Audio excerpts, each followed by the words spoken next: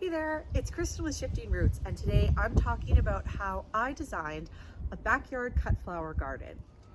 Even if you're short on space, you can still have a fully functional cut flower garden in your backyard that will give you about 3 to 10 bouquets per week. So in this video, I'm going to show you exactly how I did it and how I all planned it out and some of my favorite varieties to use. So first, let's start with sort of how I lay out that cut flower garden in my backyard. I break my cut flower garden down into little block sections so that I can concentrate on growing one type of flower in each section. In the front, I also have these 2 raised beds and this beautiful trellis to work with. Now, most years this trellis will have something grow up it, but this year my melons that I had planned for it didn't work out. As I was saying, each block has its own type of flower. I'm going to go through what I put in all of my blocks this year. In the front blocks, I have rudbeckia, feverfew, and marigolds. Next are the snapdragons, which make up a good portion of my cut flower garden. You can never have too many zinnias, and I devote another square to zinnias right here. These cosmos act as both a green and a filler for my bouquets, so they're a must-have in my cut flower garden.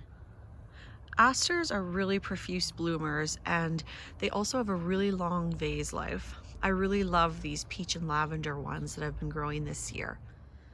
Straw flowers are a staple in my cut flower garden. They're really long-lasting in the vase, they're long-lasting on the stem, and they just look beautiful in general. I have lots of calendula interspersed with my dahlias, and calendula are really nice just for filling in little spots and bouquets.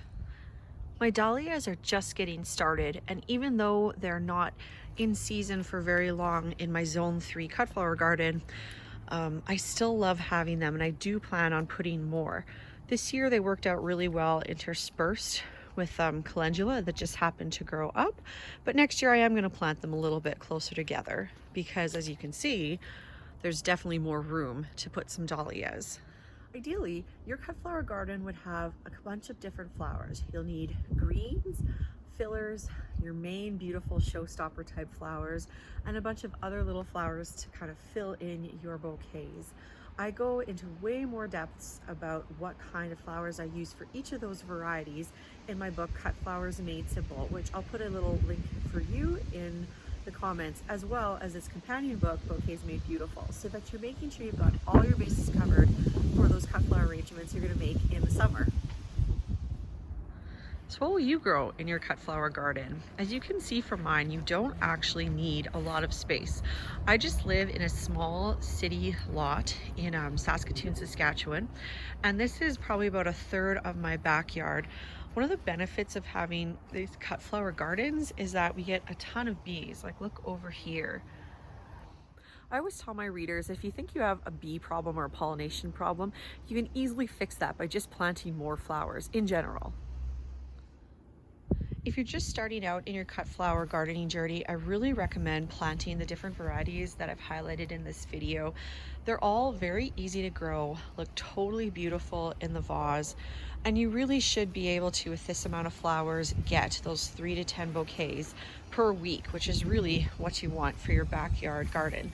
Then you have tons to share with friends. So that's how I've designed my backyard cut flower garden. I hope you found this video helpful.